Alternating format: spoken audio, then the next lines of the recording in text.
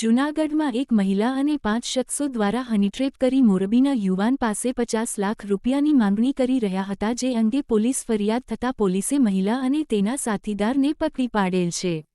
જ્યારે અન્ય શખ્સોની તપાસ કરી રહી છે। જૂનાગઢની જાહ્નવી નામની મહિલાએ મોરબીના પંકજ દઢાણિયા નામના શખ્સની સાથે સોશિયલ મીડિયાથી વાત કરી મિત્રતા કરી વીરપુર મળવા માટે બોલાવ્યા, ત્યાંથી બિલખા જવાનું કહેતા રસ્તામાં ભેસાણ નજીક ચોડવડી ગામ પાસે પહોંચતા જ જાહ્નવીના અન્ય 3 સાથીદારોએ ગાડી રોકી ગાડીમાં બેસી ગયા અને પંકજ મહિલા સાથેના ફોટો ખેંચી બળાત્કારના ખોટા કેસમાં ફસાવી દેવાની ધમકી આપી 50 લાખ રૂપિયાની માંગણી કરી હતી, જે અંગે પંકજ દઢાણિયાએ પોલીસમાં ફરિયાદ કરતા પોલીસે જાહ્નવી અને તેના એક સાથીદારને પકડી પાડેલ છે।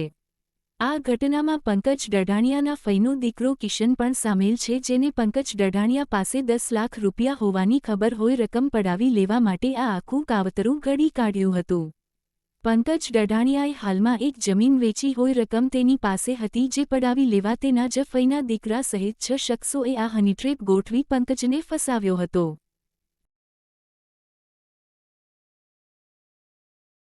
ભેસાણ પોલીસ સ્ટેશનમાં ગઈ તારીખ 7/4/2025ના રોજ જે બનાવ સામે આવેલો તેમાં ફરિયાદી પંકજભાઈ ભરતભાઈ દઢાણિયા પોલીસ સ્ટેશન આવેલા અને સમગ્ર પોતે મૂળ મોરબીના વતની હોય અને અહીંયા છેલ્લા એકાદ વીકથી જાહ્નવી કરીને કોઈ યુવતી સાથે વોટ્સઅપ મારફતે ચેટ કરતા હોય। આ યુવતીએ તેને વીરપુર ખાતે મળવા બોલાવેલ, તો પોતે પોતાની પંચ ગાડી લઈ અને તેમના ફઈના દીકરા કિશન સોખરિયા સાથે વીરપુર આવેલા અને આ ત્રણેય લોકો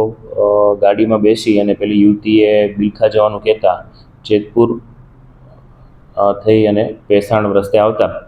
આ જાહ્નવી કરીને જે યુવતી હતી તે પોતાના વોશરૂમ જવું છે તેવું જણાવતા ગાડી ઊભી રાખેલી। પાછળથી 2 મોટરસાઇકલ ઉપર 4 શખ્સો આવેલા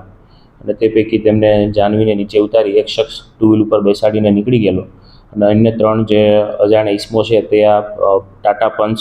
જે ફરિયાદીની ગાડી છે તેમાં બેસેલા અને આ ફરિયાદીને પાછળ બેસાડી આ પોતે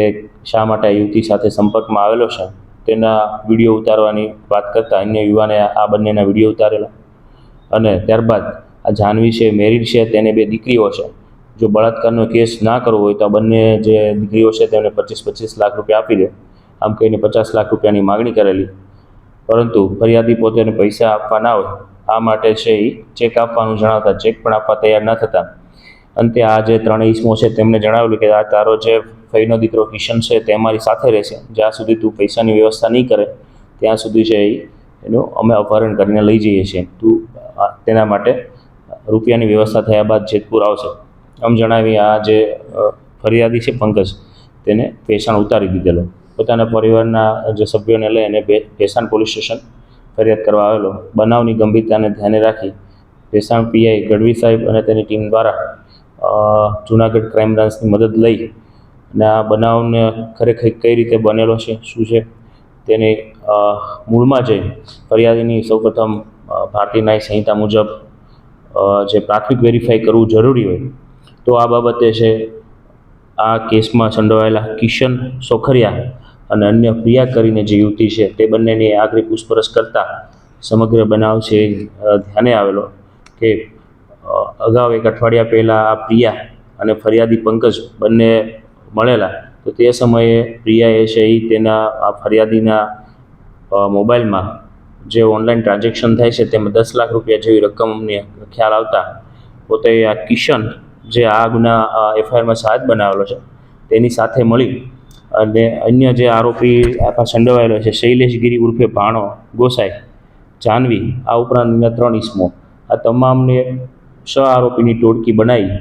અને આ ફરિયાદીની પાસેથી 10 લાખ રૂપિયા જે એના એકાઉન્ટમાં હતા, જે તેને જમીન વેચવાથી તેના એકાઉન્ટમાં આવેલા હોય આ પડાવી લેવા માટે છે એ ફરિયાદીના ફઈના દીકરો કિશનની મદદ લઈ અને તેનું અપહરણનું આખું નાટક ઊભું કરી અને આ પ્રયત્ન કરવામાં આવેલો છે। તો ભેસાણ પોલીસ સ્ટેશનમાં આ બાબતે હનીટ્રેપનો ગુનો દાખલ કરવામાં આવેલો છે। આ ઉપરાંત ગુનાહિત કાવતરાની કલમનો પણ ઉમેરો કરવામાં આવશે। આ પોલીસ દ્વારા ખૂબ ટૂંકા સમયમાં છે ઝીણવટપૂર્વક તપાસ કરી અને ખરેખર જે ફરિયાદી છે પંકજ દઢાણિયા તેમને આવી રીતે એમના જે ઇન્કમ છે તે કોઈ હની ટ્રેપના નામે ના લઈ જાય તેની તકેદારી રાખીને પોલીસ દ્વારા હાલ આ પ્રિયા ની છે રાઉન્ડ અપ કરવામાં આવેલો છે અને અન્ય આરોપીની શોધખોળ શરૂ છે.